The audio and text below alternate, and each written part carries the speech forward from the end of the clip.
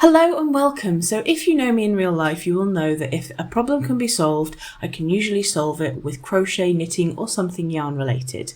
Or maybe sewing as well. If I need coasters to put my cups on, I'll knit them. If I need a little pot to put things in on my desk, I'll crochet it.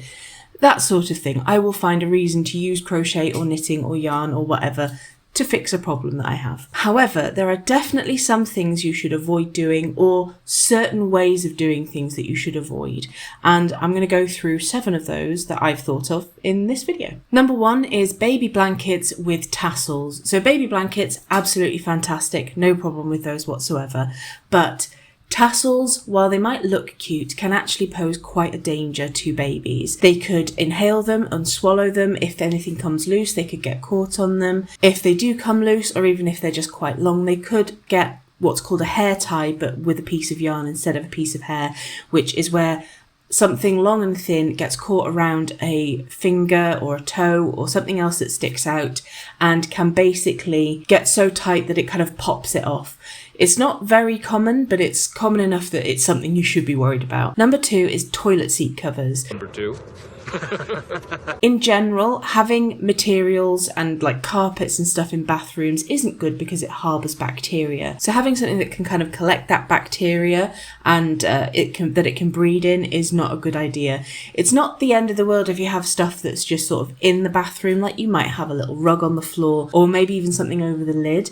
But I've seen some people making covers for the seats themselves, and that's definitely not a good idea because depending on the age of people in the house, there might not be fantastic aim, depending on, how they're using the bathroom. So having a piece of material on your toilet seat is not a good idea. You want something that's easily wipeable, easily disinfected. I suppose the only way it would make sense is if you had something that you took off every day and washed it so that it's not harbouring that bacteria. Even with the best of intention, I don't think people are going to be doing that. Staying in the bathroom is bath mats. The caveat to that is as long as you have a non-slip backing to it, then they are fine. But otherwise, you shouldn't make your own bath mats because if you have, as most bathrooms do, a fairly slippery floor, putting something on it that's not going to stick, and if you stand on it and you move, you might fall over. And for a lot of people, that's probably not going to be an issue.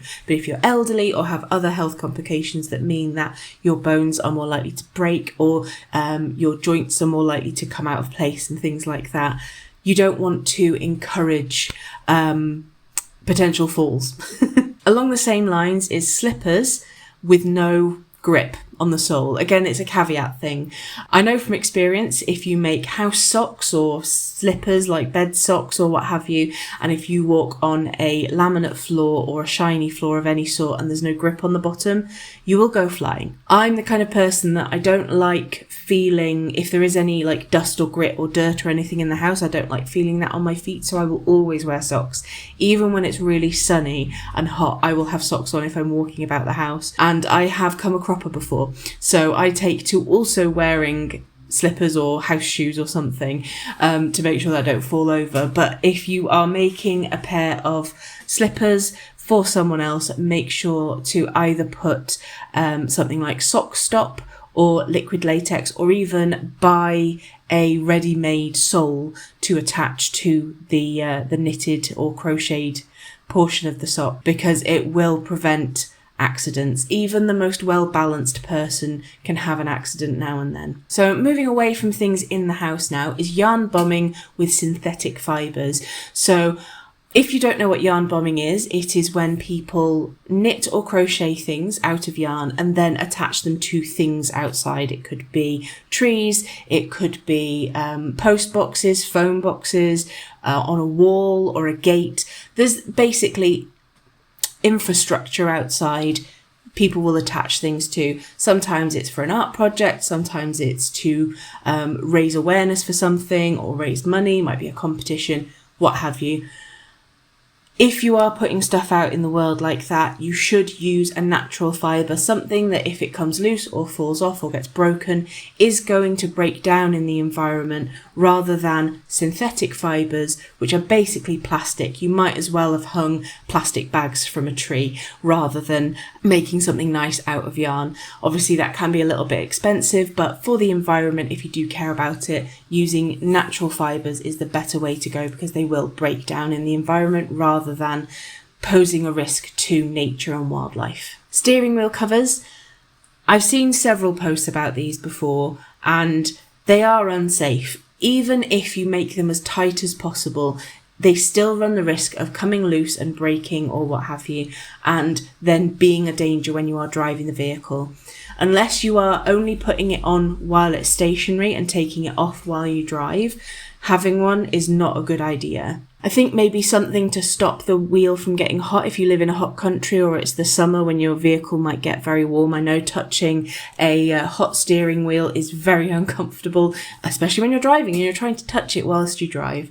So having something to cover it to kind of that absorb the heat so you can then take it off might be a nice idea, but having something permanently on there isn't a good idea because it does pose an inherent risk. And the last one is giving clothing or blankets in hand wash only yarns.